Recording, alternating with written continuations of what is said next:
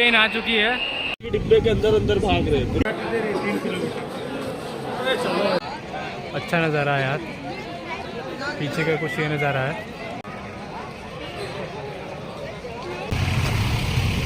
ये है अपन की पब्लिक, आँखों से भाई अलग ही दिख रहा है। गड़ा द्वार पहुँच गए हैं भाई, दूर से कुछ ये नज़ारा है। तो भाई फाइनली संगम घाट पर पहुंच चुके हैं और नज़ारा देख लो भाई। मन पावन हो गंगा में डूबे नहाए।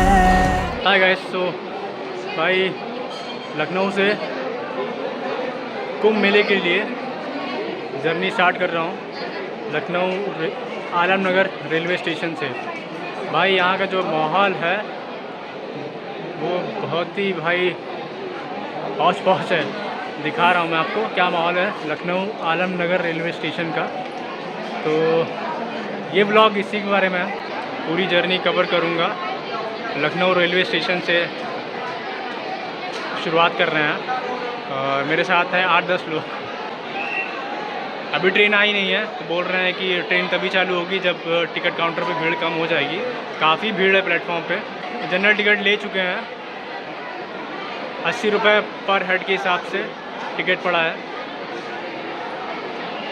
मैं पब्लिक दिखा देता हूँ प्लेटफॉर्म के अभी क्या सीन है यहाँ का। भाई जो गदर मची है यहाँ पर कुंभ मेले के लिए आलमनगर रेलवे स्टेशन पर, देख सकते हो आप लोग। अब सोच रहे चढ़ेंगे कैसे यहाँ ट्रेन में।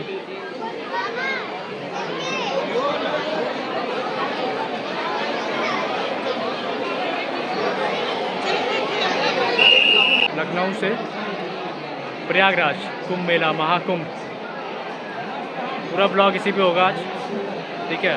पूरी जर्नी कवर करूँगा और बताऊँगा, पब्लिक भी दिखा दूँगा और जो भी चीज़ें हैं जर्नी के दौरान वो सारी चीज़ें बता भी दूँगा आपको। ट्रेन आ चुकी है और ये जो सीन है प्लेटफॉर्म का देख रहे हैं आप भाई। वैसे तो जर्नी महाकुंभ के लिए है, लखनऊ टू महाकुंभ जर्नी हो रही है, लेकिन ट्रेन देखकर अब ऐसा लग रहा है कि ये गदर 3 बनने जा रही है। गदर 3 का मैं पार्ट होने जा रहा हूँ। कुंभ स्पेशल ट्रेन है।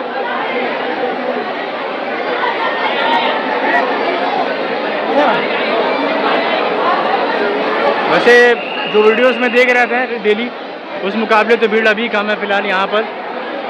हो सकता है 4 बाग में इससे ज़्यादा भीड़ हो।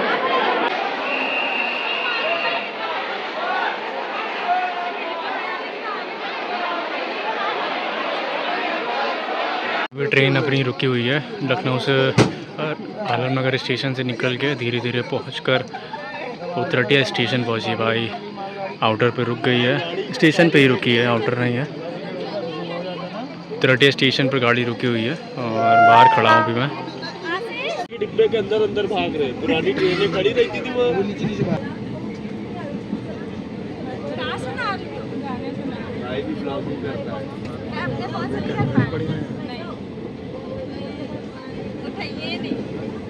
भाई मोटो है क्या? मोटो रोल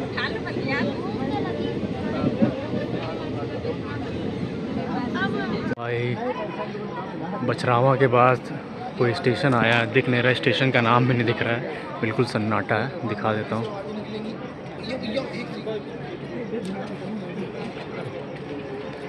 भाई बिल्कुल दरवाजे के पास ही खड़े जा रहे हैं।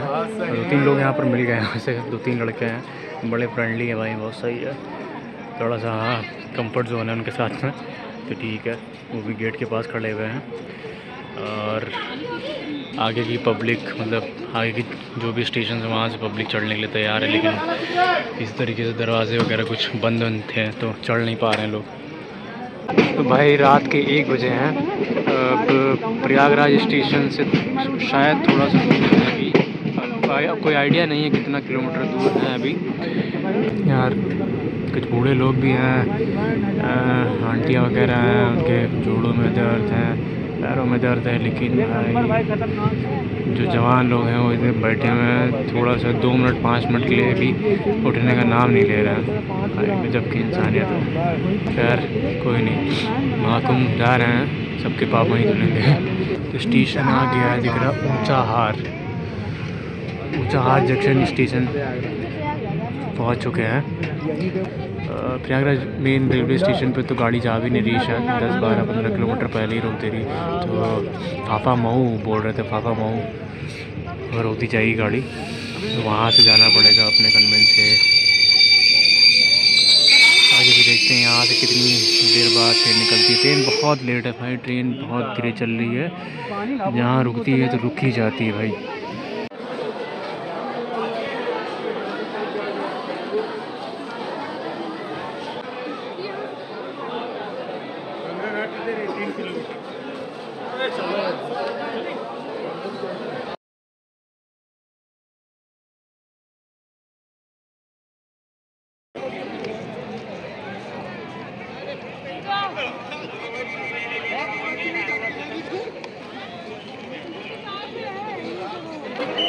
तो भाई फाफा मऊ रेलवे स्टेशन पहुंच चुके हैं और मेरे पीछे का नज़ारा देख सकते हैं, बहुत ही अच्छा नज़ारा है यार। पीछे का कुछ ये नज़ारा है।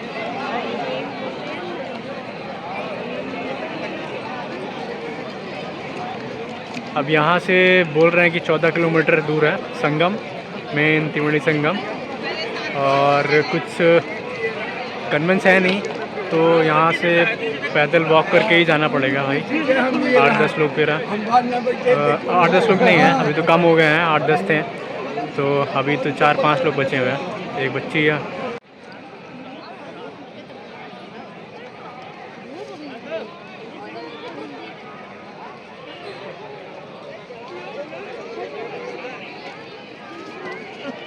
तो भाई फाफा मऊ रेलवे स्टेशन से थोड़ा सा आगे आकर सामने ही एक चाय की दुकान है। 10 रुपए की कुल्हड़ की चाय है, बहुत ज़बरदस्त चाय थी। पीछे का 2-3 चाय पी चुके हैं सब लोग, बहुत अच्छी चाय है यार। 10 रुपए की कुल्हड़ वाली चाय है, ज़बरदस्त चाय है, माता जी बनाई, बहुत बढ़िया चाय है। तो अभी 1-2 लोग गए फ्रेश होने, फिर यहाँ से बोल रहे हैं यहाँ से 13 किलोमीटर है त्रिवेणी संगम, और बस 24 घंटे चालू है। बस देखते हैं अभी, अगर चालू है तो अच्छी बात है। तो फिलहाल अभी कुछ खास यहाँ पर है नहीं, बहुत ज़्यादा पब्लिक है नहीं फाफा मऊ रेलवे स्टेशन पे। जितनी ट्रेन वाइज होगी, जो ट्रेनें आएंगी उसी हिसाब से भीड़ रहेगी, फिर वो पब्लिक खाली हो जाएगी। और अच्छा है, लाइटें वगैरह लगी हुई हैं स्टेशन के बाहर, तो प्रबंध अच्छा किया हुआ है, सेफ्टी वगैरह भी है। हाँ ठीक, सुरक्षा वगैरह है, पुलिस वाले काफ़ी हैं। आप देखते हैं, यहाँ से निकलते हैं, बस पकड़ते हैं यहाँ से, और वहाँ से बोल रहे हैं कि 2-3 किलोमीटर पहले ही छोड़ दिया जाएगा, फिर वहाँ से वॉक करके जाना होगा। हम तो ये सोच रहे थे कि पूरा यहाँ 13 किलोमीटर यहाँ से वॉक करके जाना पड़ेगा। चलो फिलहाल देखते हैं, अभी बस मिलती तो अच्छी बात है। तो भाई वॉक करके जा रहे हैं, वॉकिंग शुरू हो गई है। सुबह के 7-7:30 बजे इतनी भीड़ है, इतनी गाड़ियाँ चल रही हैं।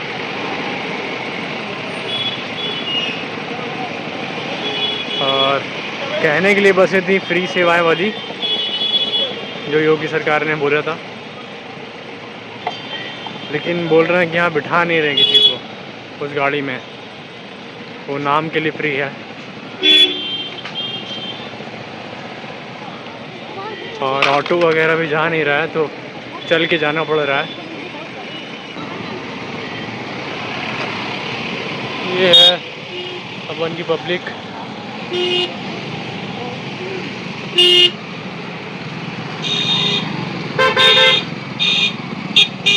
तो भाई गंगा जी के पास आ चुके हैं, यहाँ से 8 किलोमीटर है त्रिवेणी संगम। अभी एक बाबा जी से पूछा है तो उन्होंने बताया पुल के बगल से नीचे से ही रास्ता है, दिख रहा है। एक साइड रेलवे ट्रैक है और ये दूसरी साइड कार बस बाकी के व्हीकल जाते हैं।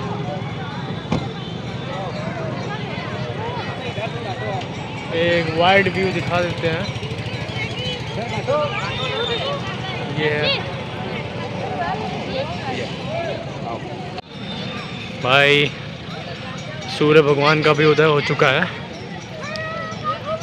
क्या नज़ारा है, फ़ोन में पता नहीं कैसा दिख रहा है आपको, लेकिन जो सामने मुझे जो दिख रहा है बिल्कुल रेड भाई, अलग ही नज़र आ रहा है। अपनी आंखों से दिखा सकते हैं तो कुछ अलग ही नज़ारा होता है। फ़ोन में आई डोंट नो, पता नहीं कैसा दिख रहा हो, लेकिन फ़ोन के कंपैरिजन में आंखों से जो भी दिख रहा है वो बहुत ज़बरदस्त है। एक वाइड व्यू दिखा देता हूँ आपको, ये कुछ गंगा का वाइड व्यू है।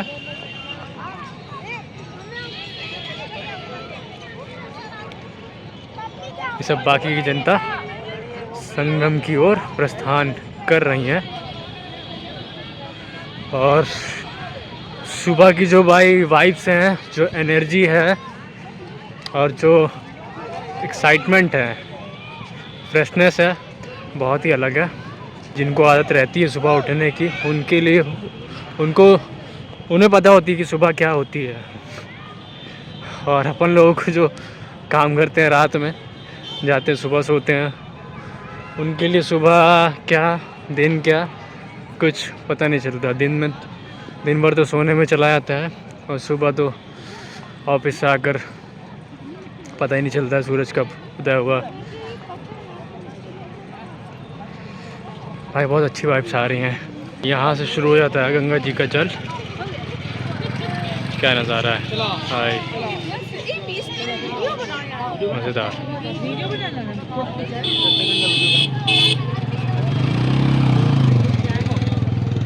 क्या बात है।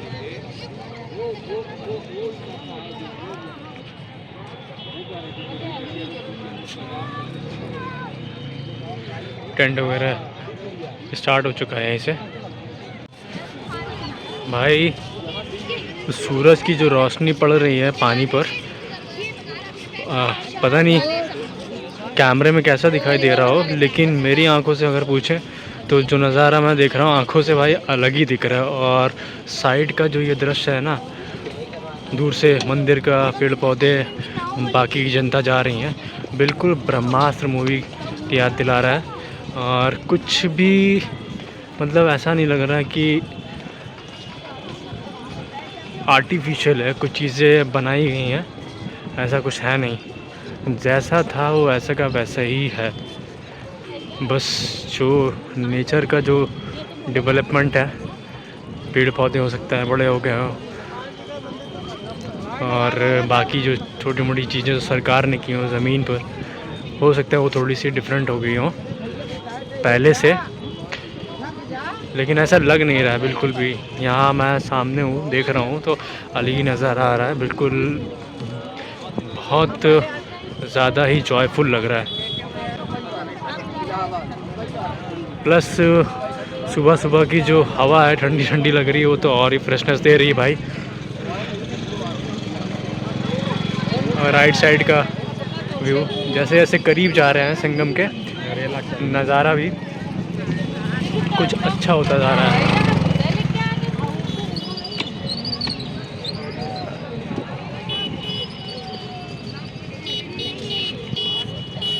चलो आगे बढ़ते हैं, होपफुली आगे और भी अच्छे अच्छे नज़ारे देखने को मिले। हाँ तो भाई गड़ा द्वार पहुँच गए हैं। अब यहाँ से टाइल्स देखने को मिलेंगी तो बराबर पैर रखने को मिलेगा, उबड़ खाबड़ नहीं होंगे तो चल पाएंगे लेडीज़ें भी अच्छे से। इसी की बात कर रहा था, सरकार ने जो किया होगा छोटी मोटी चीज़ें, ये जो टाइल्स वाइल्स लगाई होंगी, पहले तो बंजर रही होगी, फिल्टराइज हो रहा है पानी। तो भाई काम तो चल रहा है।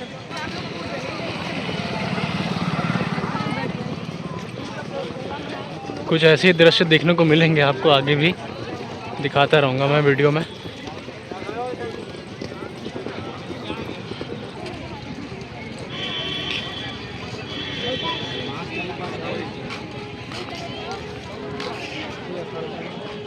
तो अभी तो भाई गंगा के बगल में ही चल रहे हैं, गंगा जी के साथ साथ संगम की ओर बढ़ रहे हैं।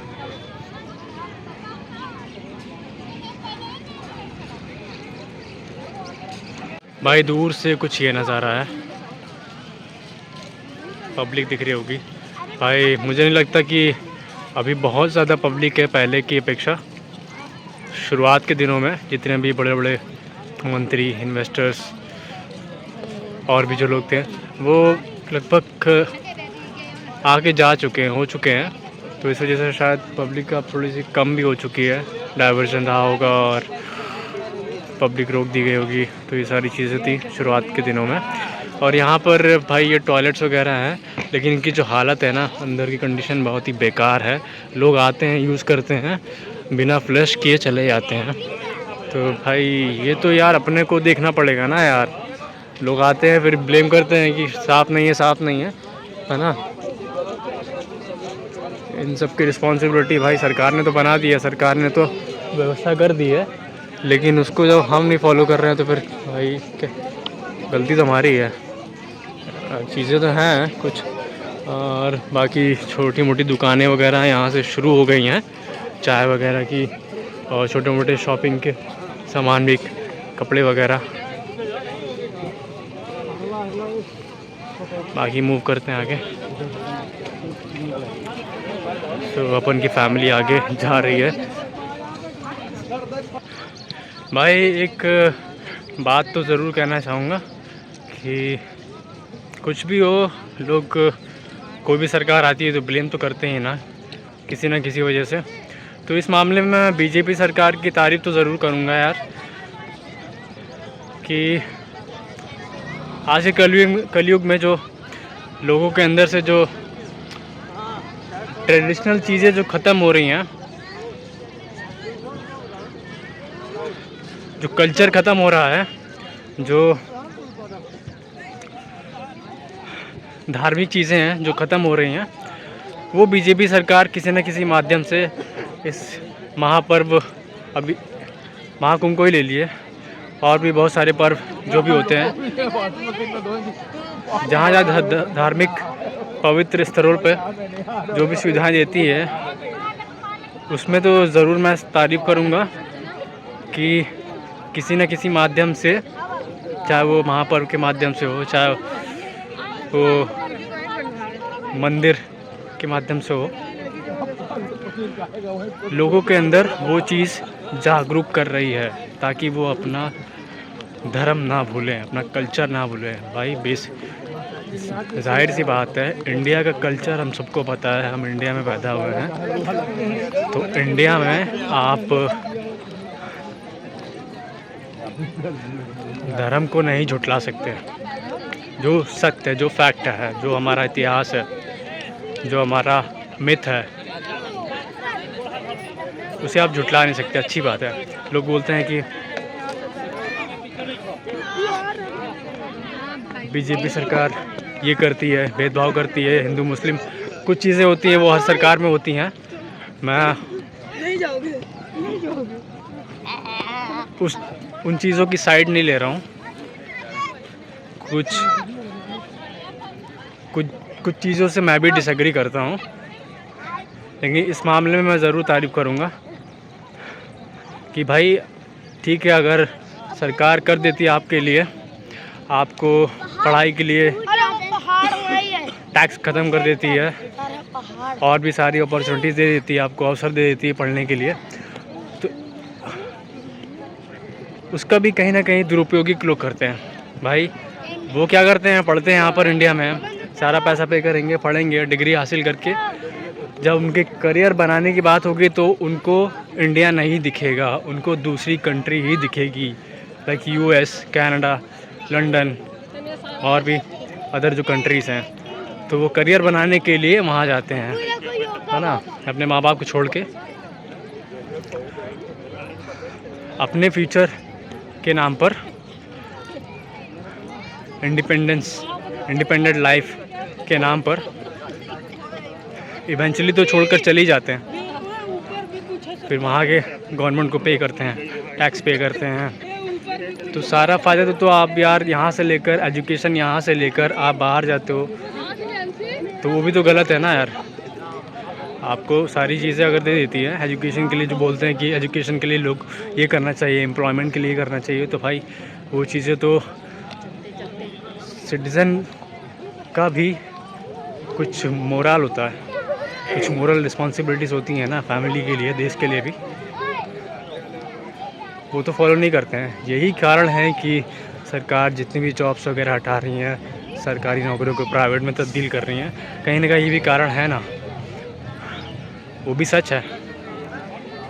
खैर, और ये चीज़ें क्या गलत होंगी अगर सरकार धर्म के नाम पर अगर आप लोगों के अंदर इंडिया का जो कल्चर है उसको जागरूक रखे रहना चाह रही है, तो गलत तो नहीं है ना। ऑब्वियसली वो आपके इवेंचुअली आपके हित में ही होगा, आपके फैमिली के हित में होगा, आपके फ्यूचर के हित में ही होगा, है ना।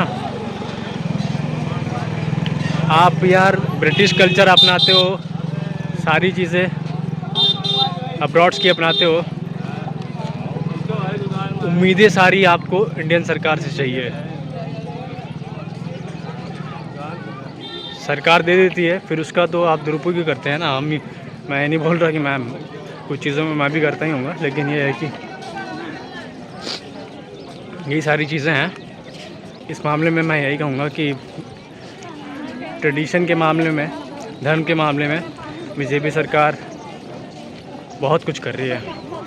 अब उसको आप नेगेटिवली लेते हैं तो अलग चीज़ है। वो कहते हैं ना, सब बुरे नहीं होते हैं। अब जैसे कोई रूल्स बनता है, सरकार बना देती हैं, तो जो नीचे वाले होते हैं उन पर डिपेंड करता है उसको कैसे फॉलो करते हैं, फॉलो करते हैं या नहीं करते हैं। करते भी हैं तो कैसे करते हैं, कन्वीनियंस के हिसाब से करते हैं। जैसे अभी मैं ये भी बोल रहा हूँ कि यहाँ पर जो बस सुविधा जो फ्री में प्रोवाइड की जा रही थी, उसका पूरी तरीके से पालन नहीं हो रहा था। जैसे वहाँ पर लोग बिठाए नहीं रहते हैं, बस लेके निकले चले जा रहे थे। भाई पैसा तो दे ही रही है सरकार, उनको सैलरी तो दे ही रही है, आप क्यों अपने काम से तो ईमानदारी तो दिखा ही नहीं रहे हो यार। जस्ट बिकॉज आपको एक्स्ट्रा इनकम नहीं मिलेगी। होता है ना कि लोग ओवरलोड हो जाते हैं बस में, टिकट्स नहीं देता है, पैसे ले लेता है कभी कभी, तो टिकट्स नहीं जनरेट करेगा तो जाहिर सी बात है जो पैसा टिकट का होगा वो सरकार की जेब में तो जाएगा नहीं, सरकार के अकाउंट में तो जाएगा नहीं, वो तो कंडक्टर की जेब में ही जाएगा ना। कुछ लोग होते हैं सिस्टम में, वो हर सरकार में होते हैं, कोई भी सरकार ले लीजिए आप, जो कन्वीनियंटली काम करते हैं।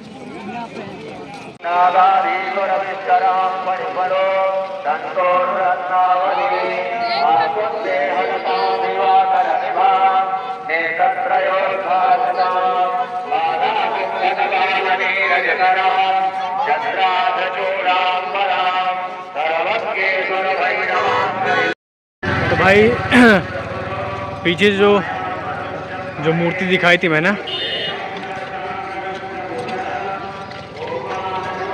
वहाँ से आपको राइट लेना है मेन त्रिवेणी संगम के लिए। पीछे जो मूर्ति थी, शुरुआत से जब 4-5 किलोमीटर चल के आओगे है ना आप, तो एक चौराहा आएगा, वहाँ से राइट टर्न लेना है। एक मूर्ति लगी हुई है परिषद के नाम से जो मूर्ति थी ना, वहाँ से आपको राइट लेना है। क्या बात है, ईश्वर को देखा जाता है, the lord is to be seen, ज़रूर देखा जाता है। आपके अंदर श्रद्धा हो, भक्ति हो और मन एकाग्र रखो तो ज़रूर देख सकते हो आप। जय नीलकंठ महाराज जी। ये क्या बना हुआ है? भाई अभी भी 4-5 किलोमीटर दूर है यहाँ से। एक तो पुलिस वाले इतना परेशान कर रहे हैं इधर, हर 4 किलोमीटर 5 किलोमीटर चलने के बाद किसी से पूछो तो ये बताता है कि अभी 8-9 किलोमीटर और दूर है। बहुत ज़्यादा परेशान कर रहे हैं। तो 25-30 किलोमीटर चल चुके हैं। तो यही सब हो रहा है। पुलिस प्रशासन की जो सुविधा है ना भाई, ये सुविधा तो है नहीं, और अलग ही ऑर्डर आ रहे हैं, इनको समझ में नहीं आ रहा है भाई। पिछली जगह जहाँ नहा रहे थे, मैंने जहाँ नहा चुकी थी, तो वो भी गंगा ही था। वो मेन संगम नहीं था। बाद में पता चला कि संगम नहीं है, तो फिर वहाँ से बोला गया कि 4-5 किलोमीटर और दूर है।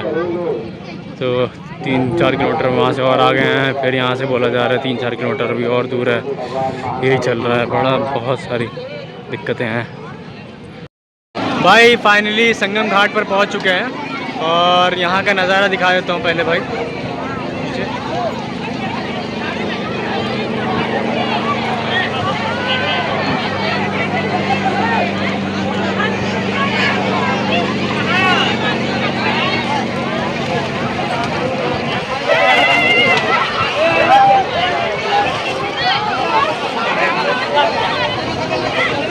महाकुंभ की बात हो और पब्लिक ना हो, ऐसा हो नहीं सकता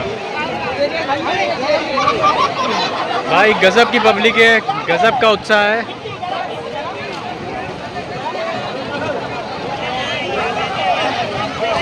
भाई संगम का इतिहास तो सभी को मालूम है। जब समुद्र मंथन हुआ था तो असुर और देवताओं के बीच में युद्ध हुआ था, और समुद्र में से जो अमृत का कलश निकला था, उसके पीछे असुर और देवताओं के बीच में युद्ध हुआ था। और उस देवताओं द्वारा उस कलश को, उस अमृत को बचाने के लिए,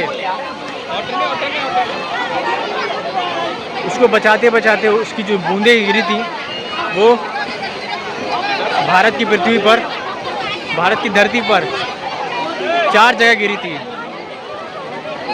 उज्जैन, नासिक, हरिद्वार और चौथा अपना यूपी का प्रयागराज।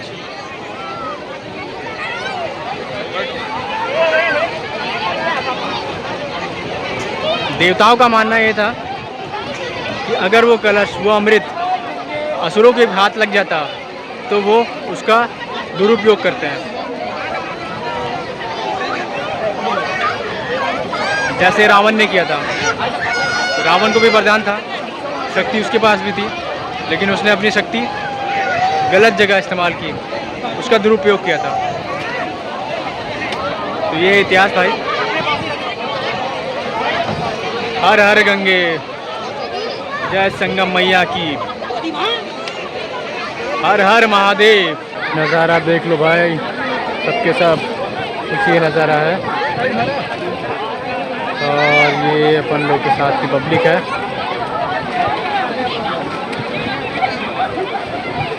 ये अपन के साथ की महिलाएं हैं, बहनें हैं तीनों।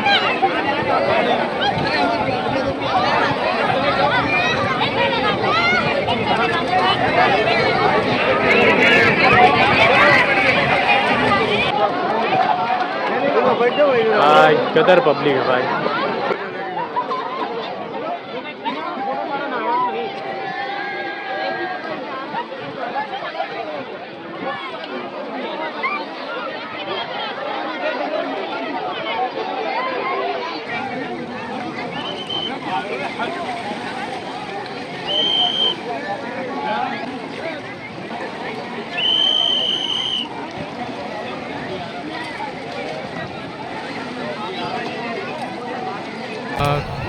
तो भाई स्नान कर चुके हैं मैं और मेरी मम्मी के साथ में। पूजा भी कर चुके हैं संगम पर।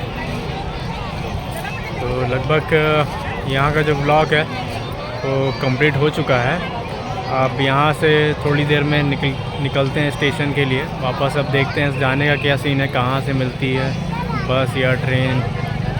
अभी कुछ डिसाइडेड नहीं है। पहले तो यहाँ से निकलना है, यहाँ से निकलने में काफ़ी टाइम लग जाएगा लगता है।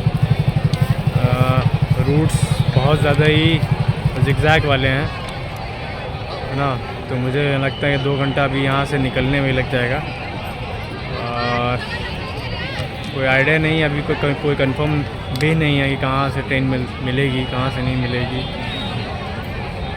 कुछ लोग बोल रहे हैं कि प्रयागराज से ट्रेनें मिल रही हैं, जाने के उसमें मिल रही हैं, जाते टाइम मिल रही हैं, लेकिन वहाँ से लखनऊ से और कहीं से प्रयागराज की जो ट्रेनें आ रही हैं वो प्रयागराज स्टेशन तक नहीं आ रही हैं। तो होपफुली अभी देखते हैं, मिल जाए तो ज़्यादा बेटर है। लेडीज़ हैं, हालत बहुत ख़राब हो चुकी है, काफ़ी ज़्यादा चल चुकी है, 25-30 किलोमीटर।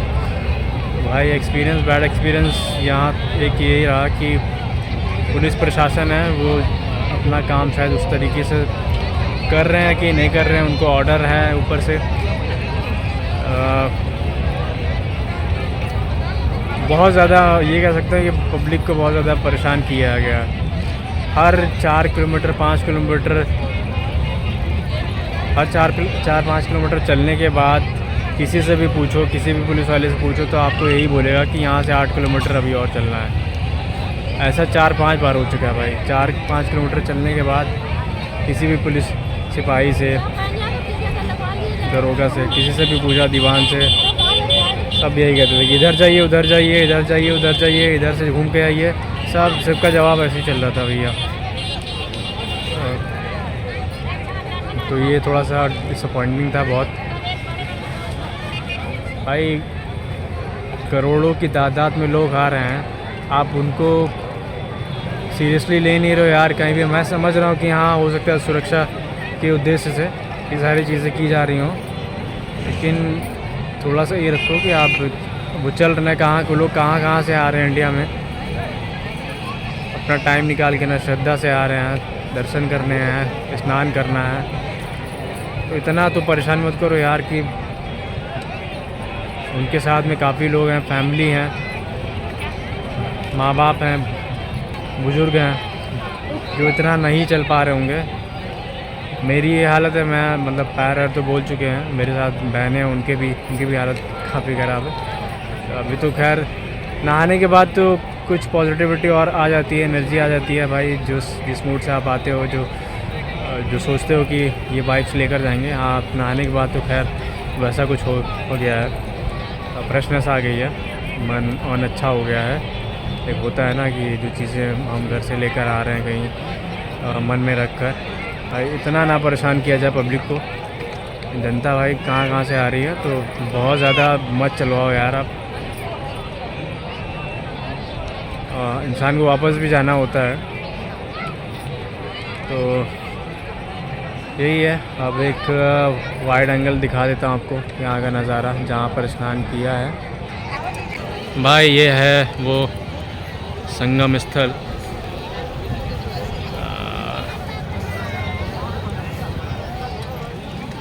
और ये है नदी, ये है संगम नदी जहाँ पर मैं और मेरी मम्मी स्नान कर चुके हैं।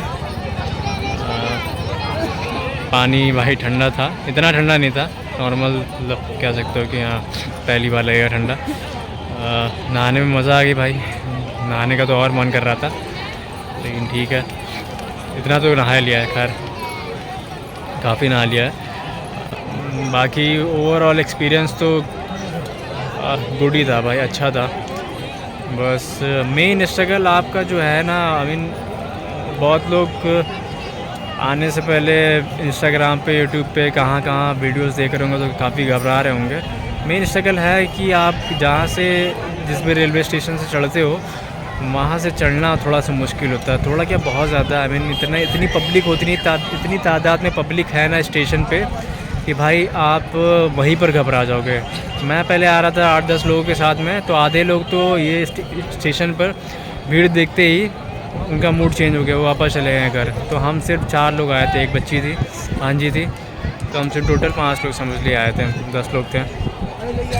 वो लोग ट्रेन की जो हालत थी, जिस तादाद में लोग ठूस कर भाई भूसे की तरह लद रहते हैं ट्रेन की बोगियों में, वो देखकर डिसीज़न चेंज कर लिया, मूड ही चेंज हो गया तो वापस चले गए। बाकी का जो रास्ता था ट्रेन में वो काफ़ी स्ट्रगलफुल था भाई। जिस पोजीशन में आप एक बार खड़े हो गए ना या बैठ गए ट्रेन में, पूरा 5 घंटे उसी पोजीशन में रह गए। 5 घंटे तो छोड़ो, यहाँ 7-8 घंटे हो गए। 8 बजे बैठ गए थे ट्रेन में और 4 से 5 घंटे का सफ़र था, और जबकि डबल लग गया। सुबह पहुँचे हम लोग यहाँ पर, जो स्टेशन पर हम लोग उतरे थे वहाँ बज गया था 4 से 5 बज गया था। फिर वहाँ से 25-30 किलोमीटर चल चुके थे, जो बताया मैंने अभी आपको। और 4-5 किलोमीटर चलने के बाद किसी से पूछो तो यही जवाब देता था कि यहाँ से अभी भी 8-9 किलोमीटर है। फिर वहाँ से थोड़ी दूर बढ़ो तो फिर वो तो 3-4 किलोमीटर अभी मेन संगम। फिर आगे 2 किलोमीटर आगे पहुँच कर पूछो तो फिर बोलते हैं अभी 3 किलोमीटर और 4 किलोमीटर, और सब अलग अलग बता रहे थे। तो बहुत ही बड़ा घाट है, इसीलिए बहुत लोग तो नहीं आ पाए होंगे वीडियोस देख कर ही। बट मैं तो कहूँगा कि भाई अगर है ये 144 साल बाद अगर आया है, आपको मौका मिल रहा है, हाँ हो सकता है कि थोड़ा सा स्ट्रगलफुल रहेगा, आना जाना चलना नहाना बहुत ही स्ट्रगलफुल रहेगा। पैरों में अगर उतनी ताकत नहीं है तो शायद आपका मूड चेंज हो जाएगा आधे रास्ते में ही।